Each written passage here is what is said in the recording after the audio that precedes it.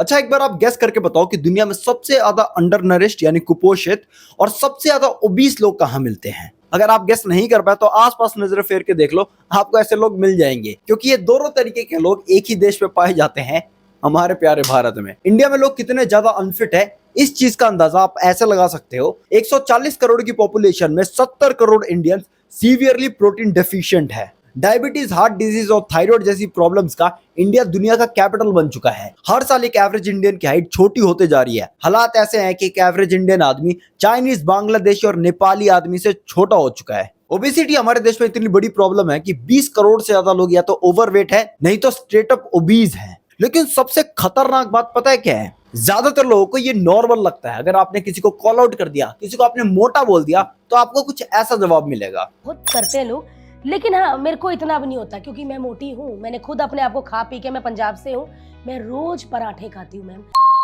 ये लोग मानने को ही तैयार नहीं है कि मोटापा एक बीमारी है, और ऐसी बातें एक सोशल प्लेटफॉर्म पे बोल के बहुत सारे लोगों के बीच एक बहुत ही खराब मैसेज छोड़ रही हैं। अब जरा एक बार हम चाइना से कंपेयर करके देखते हैं कि हम कितने पानी में हैं। 1980s में चाइनीज लोगों की एवरेज हाइट 5 फुट 4 इंच तक हुआ करती थी। अब ये बढ़ के 5 फुट 8 इंच हो चुकी है। 4 इंचेस जो कि अप्रोक्सीमेटली 10 सेंटीमीटर होते हैं, इतना ज्यादा चाइनीज ग्रो कर चुके हैं। और तुम हर 5 साल में देखते ही होगे कैसे चाइना हर बार ओलंपिक्स को डोमिनेट करता है। तो चलिए डिटेल एनालिसिस करते हैं इंडिया की इस पूरे हेल्थ क्राइसिस को, और साथ में ये भी जानेंगे कि चाइना जैसे देश ग्राउंड लेवल पे हमसे क्या बेटर कर रहे हैं। हेल्थ और फिटनेस की दुनिया में एक चीज है जिसकी सबसे ज्यादा बात होती है, वो है जेनेटिक्स। अब जेनेटिक्स क्या होता है? वेल, जेनेटिक्स एक तरीके से विरासत है जो कि आपको अपने माता और पिता से मिलती है, लेकिन डीएनए के लेवल पे। फॉर एग्जांपल, अगर माता और पिता गोरे हैं तो बहुत हाई चांसेस है कि बच्चा भी गोरा होगा। अगर माता पिता ब्लॉन्ड है तो बच्चा भी ब्लॉन्ड हो, इसके चांसेस काफी ज्यादा है। सिमिलरली, अगर माता पिता बौने हैं तो बच्चा भी बौना निकले, इसके भी चांसेस काफी ज्यादा हाई हो जाते हैं। मतलब जितने भी अच्छे बुरे जेनेटिक्स माता पिता के अंदर होंगे, वो बच्चे के अंदर अपने आप आ जाते हैं। अब चाइना ये बात बहुत पहले समझ चुका था। वहां पर गवर्नमेंट लेवल पे एक बहुत ही क्लियर गोल बनाया गया कि taller, stronger and smarter citizens. इस गोल को अचीव करने के लिए चाइनीज गवर्नमेंट ने बहुत ही स्ट्रॉन्ग एग्जीक्यूशन प्लान बनाया। हमारे यहाँ शादी के पहले क्या होता है? लड़का और लड़की की कुंडली मिलाई जाती है। चाइना में ऐसे ही जेनेटिक्स को मिलाए जाते हैं और इसको जेनेटिक स्क्रीनिंग कहा जाता है। चाइना के ज्यादातर रीजन्स में शादी के पहले जेनेटिक स्क्रीनिंग कराना मैंडेटरी है। इस टेस्ट के बाद ये साफ साफ पता चल जाता है कि इन दोनों में कोई डिजीज तो कैरी नहीं कर रहा, किसी के अंदर ऐसा जीन तो नहीं है जिससे बच्चा वीक हो जाए, और तमाम इंफॉर्मेशन मिल जाती है, जिसके बाद एक इन्फॉर्म्ड रिप्रोडक्टिव डिसीजन लिया जाता है। चाइना में अर्ली एज से ही बच्चों का हाइट, स्टेमिना और फ्लेक्सिबिलिटी का टेस्ट होता है, और जो बच्चा जिस स्पोर्ट के लिए जेनेटिकली बेस्ट सूटेड है, उसको उस स्पोर्ट में ग्रूम किया जाता है। वहां पर जिम और सप्लीमेंट सिर्फ इंस्टाग्राम की फोटो तक लिमिटेड नहीं है, बल्कि ये नेशनल हेल्थ पॉलिसी का हिस्सा है। और इसका रिजल्ट तो आप देख ही सकते हो, कैसे चाइनीज एथलीट्स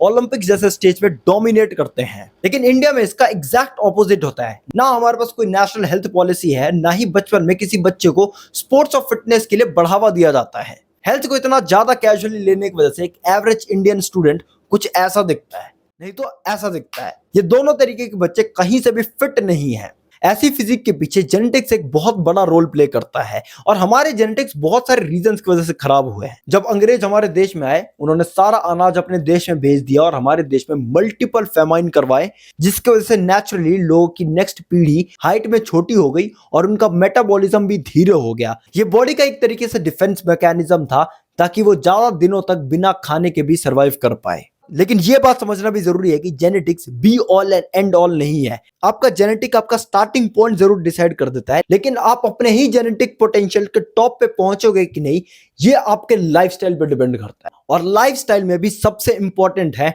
डाइट। एक कंप्लीट मील का मतलब है कि एक ऐसा मील जिसके अंदर कार्बोहाइड्रेट्स, फैट्स और प्रोटीन एक अप्रोप्रिएट मात्रा में हो। लेकिन एक एवरेज इंडियन की डाइट कुछ ऐसी होती है। ब्रेकफास्ट में देसी घी के साथ आलू के पराठे खा लेंगे, दोपहर में दाल और चावल, और शाम को रोटी सब्जी। कहने को ये देसी डाइट है, घर का खाना है, हेल्दी होना चाहिए, लेकिन इस डाइट में एक चीज की बहुत ज्यादा कमी है, वो है प्रोटीन। अगर ग्रोइंग ईयर्स में बच्चों को भरपूर मात्रा में प्रोटीन ना दी जाए तो वो कमजोर हो जाएगा, उसकी हाइट रुक जाएगी, इनफैक्ट उसका ब्रेन डेवलपमेंट तक इफेक्ट होगा। ज्यादातर लोग प्रोटीन को लेके इतने एजुकेटेड होते ही नहीं है कि अपने बच्चों को सही खाना खिला सके, तो वो प्रोटीन के नाम पे हॉर्लिक्स या कॉम्प्लेन पिला देते हैं, जिसके अंदर भर भर के शुगर होती है, जो बच्चे के लिए एक्चुअली नुकसानदायक है। अगर आपको प्रोटीन के बारे में पता नहीं है तो बस आपको एक गूगल सर्च करना है, आपको वेजिटेरियन और नॉन वेजिटेरियन दोनों तरीके के प्रोटीन सोर्स मिल जाएंगे। हमारे यहाँ पर आपने एक और चीज नोटिस करी होगी कि एक इंसान अपनी हाइट और एज के हिसाब से परफेक्ट वेट का हो सकता है, लेकिन फिर भी उसकी एक अजीब सी तोंद निकल आती है। वेल, इसका कारण है कार्बोहाइड्रेट्स। हमारे इंडियन डाइट में 70% कार्बोहाइड्रेट्स होता है, और अगर बॉडी को जरूरत से ज्यादा कार्बोहाइड्रेट्स दिया जाए तो वो कार्बोहाइड्रेट्स को फैट्स की तरह स्टोर करता है, और उसके बाद फिजिकल एक्टिविटी तो करनी नहीं है, जिसकी वजह से इतना बड़ा पेट बाहर निकल जाता है, जिसको स्किनी फैट कहा जाता है। लेकिन इससे भी प्रॉब्लमैटिक चीज हमारे यहाँ पर है कि शुगर कितनी ज्यादा नॉर्मलाइज्ड है। मेरे गांव में ये एक रिचुअल है कि सुबह उठ के सबसे पहले आपको कुछ ना कुछ मीठा खाना है, लेकिन मीठा आपके सेहत के लिए कितना हानिकारक है आपको कोई आइडिया ही नहीं है। चीनी के अंदर एम्प्टी कैलोरीज होते हैं, मतलब अगर आप 1 चम्मच चीनी खाओ तो आपके अंदर कैलोरीज तो जाएंगे, लेकिन किसी भी तरीके का कोई भी न्यूट्रिएंट नहीं जाएगा। अब जब भी बॉडी को समझ नहीं आता कि एक्स्ट्रा कैलोरीज का क्या करना है, तो फैट की तरह स्टोर कर देता है, और मोटापे की वजह से हेल्थ और कॉन्फिडेंस के ऊपर क्या असर पड़ता है ये शायद मुझे बताने की भी जरूरत नहीं है। वैसे आपको पता है आपकी बॉडी को कितने ज्यादा शुगर की जरूरत है? 0, लिटरली 0। अगर आप फ्रूट्स वगैरह खाते हो तो उसके अंदर आपको इनफ नेचुरल शुगर्स मिल जाते हैं, जिसके वजह से आपके पूरे दिन की शुगर की रिक्वायरमेंट खत्म हो जाती है। इसके बावजूद आप पूरे दिन शुगर से घिरे रहते हो। Cold drink, fruit juices, white bread, मैदा, बिस्किट, इन सभी में भर भर के शुगर होते हैं। तो एक सिंपल सा हैक है, जब भी आप कुछ खा रहे हो तो एक बार उसके पीछे का लेबल चेक कर लो, शुगर कंटेंट चेक कर लो, उसके बाद खाओ। अब अगर हम चाइना की बात करें तो चाइनीज गवर्नमेंट ने हेल्दी फूड को सब्सिडाइज कर रखा है, मतलब हेल्दी फूड आपको सस्ते दाम में मिलेंगे, और वहीं पर जंक फूड पे हैवी टैक्सेस लगा रखे हैं। ज्यादातर चाइनीज लोग एजुकेटेड होते हैं, जिनको डाइट के बारे में पता होता है। स्कूल लेवल पे बात करें तो वहां पर फ्री में खाना बांटा जाता है, जिसके अंदर भरपूर मात्रा में प्रोटीन होता है। एथलीट्स को महंगे महंगे फ्री में सप्लीमेंट्स दिए जाते हैं। इंडिया में भी आपने स्कूल लेवल पे काफी ऐसे स्कीम्स देखी होगी जहां पर फ्री में खाना बांटा जाता है, लेकिन वो स्कीम कितना ज्यादा काम कर रहा है वो आपको पता ही होगा। बचपन में मैं अपने गांव में आंगनबाड़ी जाया करता था, जहां पर हर सैटरडे को खिचड़ी के अंदर सोयाबीन मिला के दिया जाता था प्रोटीन के नाम पे, लेकिन सोयाबीन इतना ज्यादा कम होता था कि हर एक बच्चे को मुश्किल से 1 सोयाबीन भी नहीं मिल पाता था। बच्चों को लिटरली उसमें आधा करके दिया जाता था। ये हालात है हमारी ग्राउंड रियलिटी पे। लेकिन इससे भी बुरा, अगर आप बाहर का जंक फूड खाते हो तो 2-3 मिनट के ही अंदर आप 2-3 हजार कैलोरीज कंज्यूम कर लेते हो, और आपको कोई आइडिया नहीं होता कि आपने बॉडी के अंदर डाला क्या है। आपने नोटिस करा होगा, जो इंसान बहुत ज्यादा जंक फूड खाता है वो पूरे दिन आलस करता है, बेड पे लेटा रहता है, उसके एनर्जी लेवल्स हमेशा लो होते हैं। अब इसमें कोई रॉकेट साइंस तो है नहीं, गार्बेज इन गार्बेज आउट। अगर कूड़ा अंदर डालोगे तो बॉडी भी कूड़े की तरह ही रिएक्ट करेगी। वैसे तो nothing can fix a bad diet, लेकिन आप इसे और डेडली कॉम्बिनेशन बना सकते हो अगर आप पूरे दिन में फिजिकल एक्टिविटी नहीं करते हो तो। और ये बात तो मैं दावे के साथ कह सकता हूं बिना डेटा देखे कि 99% लोग जिनकी डाइट खराब होती है वो फिजिकल एक्टिविटी में इन्वॉल्व नहीं होते। आजकल बच्चे से लेके बूढ़े तक किसी के पास भी एक्सरसाइज का टाइम नहीं है। स्कूल जाने वाले बच्चों का रूटीन ऑलमोस्ट फिक्स्ड होता है। 8 से 2 स्कूल होगा, फिर ट्यूशन होगा, ट्यूशन से आने के बाद वो मोबाइल में लग जाएंगे, और एक बार मोबाइल में लग गए टाइम कैसे चला गया पता ही नहीं चलता। 8 घंटा फोन चलाएंगे, 8 मिनट कोई फिजिकल एक्टिविटी नहीं करेंगे। बाहर खेलने क्यों नहीं जाने देते? क्योंकि बच्चों को चोट लग सकती है। लड़कों को बारबी डॉल बना के रख दिया है। बड़ों का भी ऑलमोस्ट सेम शेड्यूल होता है, 9 to 5 ऑफिस। ऑफिस के आने के बाद इतना थक गए कि आईपीएल मैच लगा लेंगे, नहीं तो वो भी फोन में बिजी हो जाएंगे। टाइम कैसा निकल गया पता ही नहीं।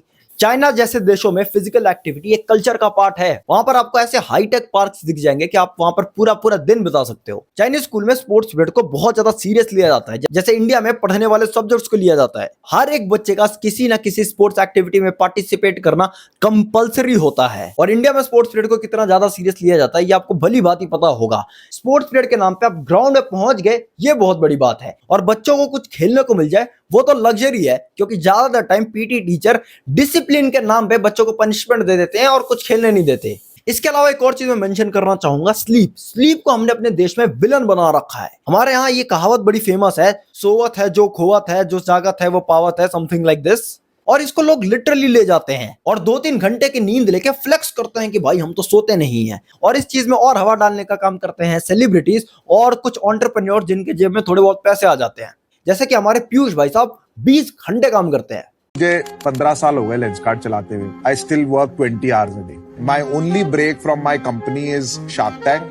उसमें भी मैं रात को 1:30-2 बजे तक फोन कॉल पे होता हूँ, सुबह 7-7:30 बजे। इन जैसे लोगों को देख के मेरे को बहुत ज्यादा गुस्सा आता है, क्योंकि ये जानबूझ के ऐसी चीजें बोलते हैं ताकि इनके रीले कटे, आंखों से वो लेजर निकले, इनकी मार्केटिंग हो जाए, बस इनको इतना ही चाहिए। हमारे देश में निखिल कामत जैसे भी एंटरप्रेन्योर्स है जो कि बिलियनियर्स है, और वो कुछ ऐसा कहते हैं। एक बार उनकी बात सुन लो। I've realized that most of what I do is pretend to work. You're pretending to work for whose benefit? Nobody's benefit. One day I was sitting in my office and we all started saying this one after the other. One is like, okay, I pretend to work X hours a day out of the insecurity of knowing you're sitting in front of me and pretending to work. I don't think I do productive work for more than maybe like 90 minutes a day, and that would be pushing it. The rest of the time is very repetitive work, and if I were to ask myself the question, समझे भाई? भाई सीधी सी बात है, ये matter नहीं करता तुम कितना ज्यादा काम करते हो, मैटर ये करता है तुम प्रोडक्टिवली कितना ज्यादा काम करते हो।